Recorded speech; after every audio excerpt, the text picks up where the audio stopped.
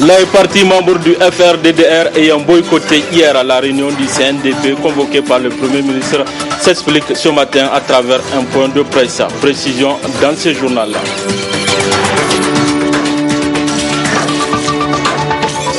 S'enquérir des conditions de vie et de travail des agents de la Cominac et de la Somaïr, tel est l'objectif de la mission conjointe Rotab et parlementaire membre de la commission industrie extractive dans la région d'Agadez. Détail également dans ce journal. Mardi 7 mars 2017, messieurs, dames, bonsoir et bienvenue à ces 19h45 de la télévision Labari. Je le disais en titre, point de presse du FRDDR relatif à l'invitation du Premier ministre à l'opposition de participer aux réunions du CNDP. L'opposition réunie au sein du FRDDR rejette en bloc cette invitation. Les raisons dans cet élément signé Abdelrazak Hamidou et Ibrahim Abdou. Ce point de presse s'est tenu au lendemain de la réunion du Conseil national du dialogue politique boycotté par l'opposition. À cet effet, une lettre visée en référence est adressée au chef de file de l'opposition qui le convie à une rencontre visant à échanger sur toutes les préoccupations liées à leur participation afin de finaliser les travaux du comité ad hoc et aux sessions du CNDP. Le 3 mars, le Premier ministre a écrit une lettre à l'opposition, les invitant à former un comité pour venir le rencontrer afin de, et je vous lis textuellement donc ce qu'il a dit, afin que nous puissions échanger sur toutes les préoccupations liées à votre participation à la finalisation des travaux du comité ad hoc et aux sessions du CNDP. Donc, je voudrais dire la chose suivante. Premièrement, avant de vous expliquer le fond de notre position, je voudrais dire que le CNDP, on peut l'assimiler à une marmite qui est assise sur 3 pierres. C'est-à-dire, dans le foyer de la marmite CNDP, quand l'une des pierres ou les 2 pierres ne sont pas là, on ne peut pas cuire le repas. Donc le CNDP, on peut l'assimiler à cette marmite-là. Le CNDP, c'est 3 composantes. C'est la majorité, c'est l'opposition, c'est les non-affiliés. Le CNDP, c'est le consensus. Il n'y a pas de question taboue. Le CNDP également, c'est pour faire en sorte de prévenir les crises. Donc pour aller vraiment de manière consensuelle et démocratique dans la gestion du pouvoir d'État. Et c'est cela le CNDP. À la toute première réunion qui a consacré le CNDP au Niger, le Premier ministre actuel y était à Agadez, le premier forum où nous avons décidé qu'il faut créer un cadre politique, un cadre national de politique pour gérer le dialogue politique. Donc le Premier ministre sait de quoi il s'agit quand il s'agit du CNDP. Donc, en ce qui concerne le comité dont il parle, nous n'avons pas été associés aux travaux de ce comité-là. Donc, ils ont créé leur comité et c'est par arrêté du Premier ministre, ce n'est pas le CNDP qui a créé ce comité. Ils ont créé leur comité, ils ont planché sur les travaux, ils ont trituré les lois, ils ont proposé quelque chose à laquelle ils nous appellent pour finaliser. Donc, c'est pour vous dire qu'il y a entorse à la loi et que nous ne saurons cautionner cela. L'opposition politique s'est plutôt dite préoccupée par le bon fonctionnement du CNDP et refuse de participer à ces finalisations de travaux en jugeant la rencontre comme inopportune. La synergie d'action cause Niger-Sinaseb poursuit son arrêt de travail de 5 jours qu'elle a entamé hier lundi pour la 2e journée de leur mouvement. Les enseignants étaient ce matin dans les rues de la capitale, tout comme à l'intérieur du pays, pour manifester leur mécontentement. Le résumé de cette manifestation avec Adam Soumana et Soumaïla Abdoulaye. Vive l'école nigérienne! Vive! L'école nigérienne, vive! Vive! Cette sortie des enseignantes et enseignants se veut une suite logique de leur mouvement de protestation engagé contre les autorités de tutelle. Une marche dont l'un des organisateurs a bien voulu rappeler son objet. Nous avons senti la mauvaise foi du gouvernement à aller vers la satisfaction des engagements qu'il a pris parce que nous avons dépassé les étapes de doléances. Nous avons eu l'impression que sur la question des pécules par exemple, que l'engagement que le gouvernement a pris de rembourser l'ensemble des arrêts de pécule en décembre, il n'a pas pu le faire. Il a aussi pris l'engagement de payer les pécules à terme échu, c'est-à-dire à la fin de chaque mois ou au plus tard le 8. À cette date, il n'a pas pu respecter cet engagement-là. C'est pourquoi nous avons déposé des préavis de grève auxquels le gouvernement a estimé qu'il ne fallait pas réagir. Alors nous allons continuer à monter le ton jusqu'à ce que le gouvernement comprenne que les engagements qu'il a pris ne sont plus les engagements à lui seul, des engagements qui le lient à l'éducation, qui le lient à l'école publique et qui le lient aux enseignants. Ainsi, de la place Toumont à la place de la concertation, les enseignants appuyés par certains acteurs de la société civile et autres structures syndicales ont eu à manifester leur ras-le-bol à la satisfaction des dirigeants de la synergie d'action. Aujourd'hui, conformément à l'engagement qui a été pris avec notre base de sortir aujourd'hui, les enseignantes et enseignants de la région de Niamey étaient tous présents aujourd'hui. Il faut aussi rappeler que si aujourd'hui les enseignants de tous bords sortent pour réclamer et défendre la profession que nous sommes en train d'exercer, c'est compte tenu d'abord du mépris affiché par les autorités de Niamey, mais également il faut dire que c'est relativement par rapport à cette volonté manifeste du ministre Martin de vouloir mettre les enseignants dans des classes comme des élèves pour vouloir les soumettre à des tests.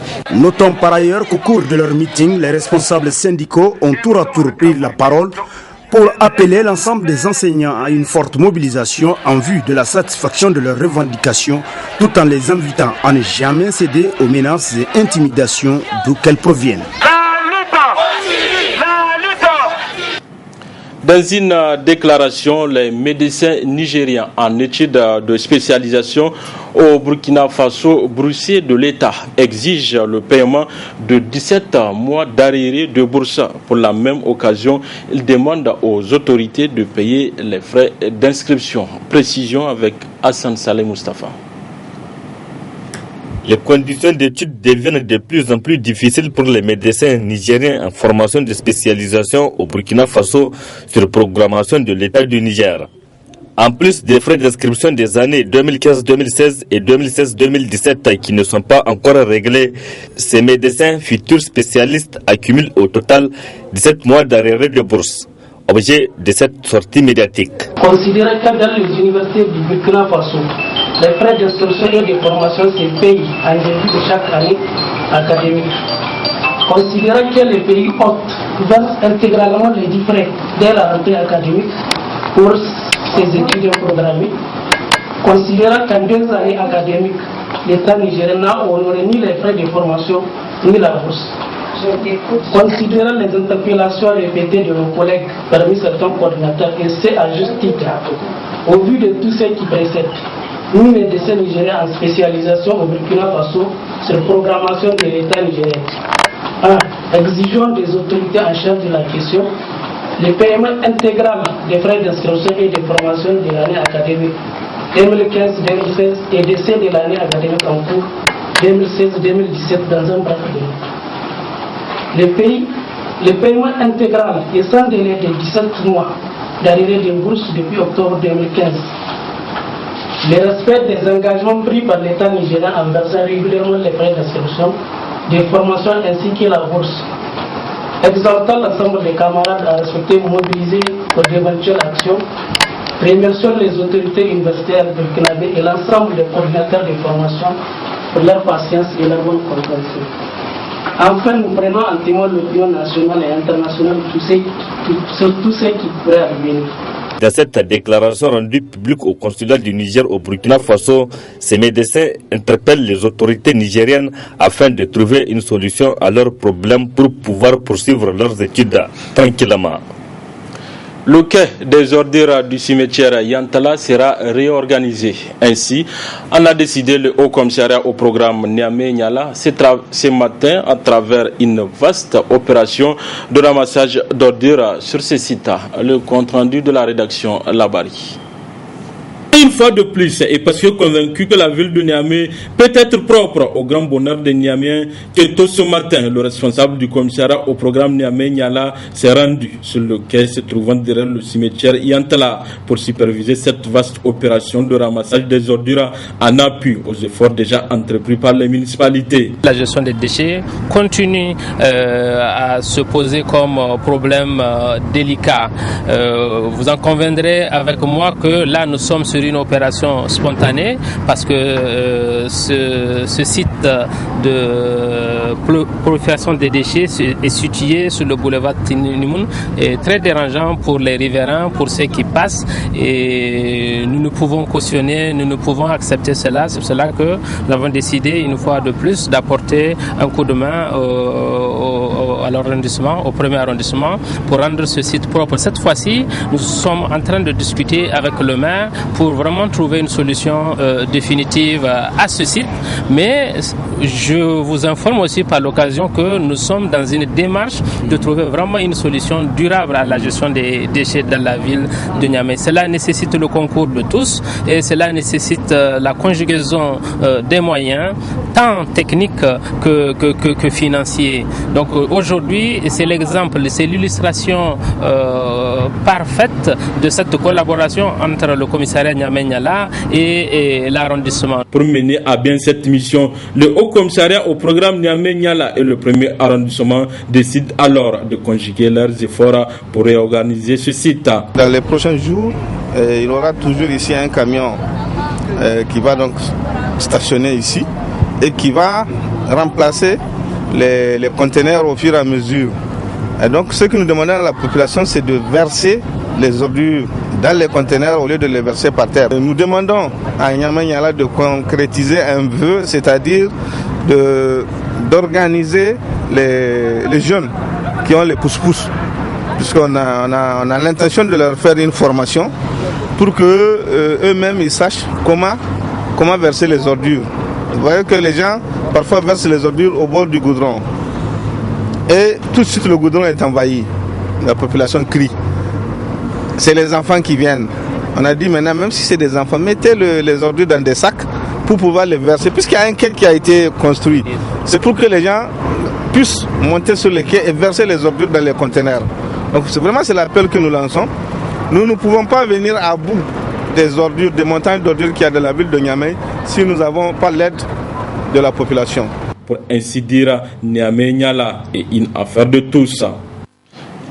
Le comité de dialogue interreligieux de l'arrondissement communal Niamey 1 a organisé ce matin une conférence islamo-chrétienne sous le thème « Les bases du dialogue selon la Bible et le Coran ». Le résumé de cette conférence avec Harriet Salam.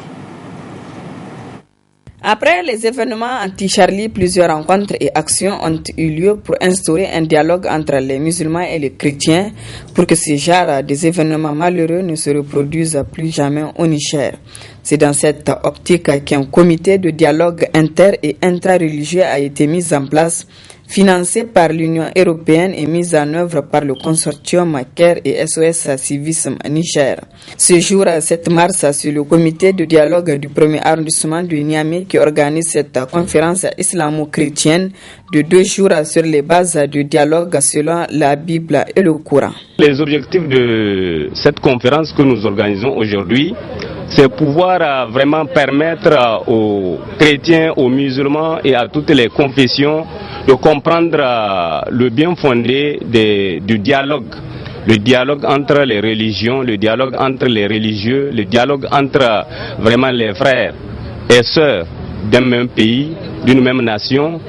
C'est très important que nous comprenions que nous sommes unis par le destin, en ce sens que nous sommes sur un même territoire, nous partageons une même nation, nous sommes condamnés à vivre ensemble. Durant ces 2 jours, nous allons aborder le thème sur les bases du dialogue, en tout cas intra-religieux, c'est-à-dire les bases du dialogue en ce qui concerne le Coran et la Bible. Nous devrons parler entre nous, nous ne devrons pas nous repousser, nous ne devrons pas nous haïr, mais au contraire, nous devrons nous aimer les uns les autres.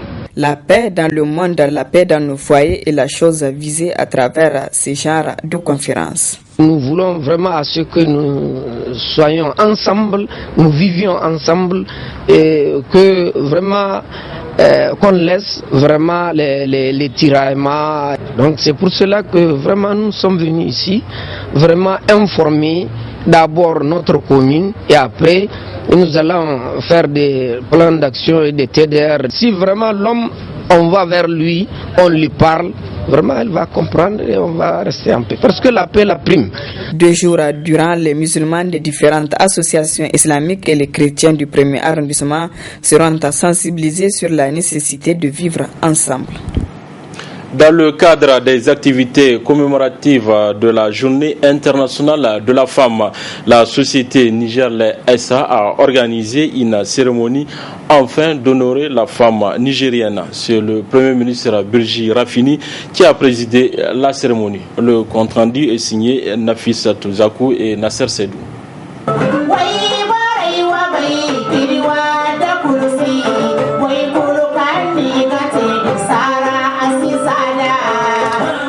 Cette cérémonie organisée par la société Niger-Lait SA rentre dans le cadre des activités commémoratives du 8 mars dénommée Journée internationale de la femme.